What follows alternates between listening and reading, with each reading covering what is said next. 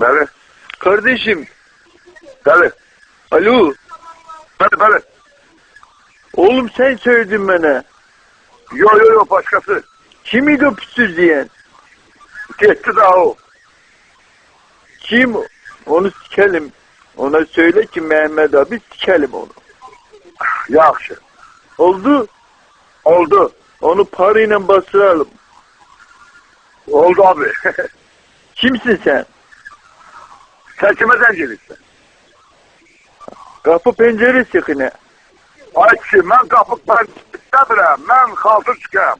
Abi, mən qapıda istəmirəm. Mən saat növrü istəmirəm. Abi. Seni gelip fabrikine sokarım. Abi, sən ağzına mənim daşlarım. Sağız verənin də ağzına mənim daşlarım. Sikim sənli işin ağzına abi. İstik mi? Güç benim. Gel burada yap. Kardeşim, Ha. biz ona ne söyledik? O söyledi ki parasını ver ona. Kime verek parasını? Ver özüne. Siz harda oğlum görüşelim. Ben uzaktayım, uzakta. Bana tapamayacaqsın abi. Ben gitmişim başka yerdeyim. Eğitimele ver, eğitimele. Zərətkəm yok, sağ ol. Ne söyledin? Alo, Ha, nədir abi? sen hardasın, ben oraya gelirim. Ay, mən deyirəm, bak, burada bazarın ağzına, bura gel. Senin ağzına sokum. Ha, sənin nəslinin ağzına soğum. Sənin nər və nəslinin ağzına soğum. Qeyb et, kim sındır ağzına.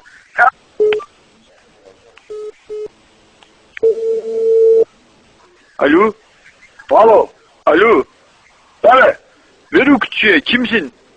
Kime Ay, söyledin? kim sənin var yoxun ağzına. Çıxıram kuşa, gəlib kuşa gəlir. Var yoxun. Alo. Alo, Ha, nədir? oğlum akşam bakıyor, günaydın. Ha, akşamını sikim, sabahını sikim, gündüz ne olur abi, sikim var yok.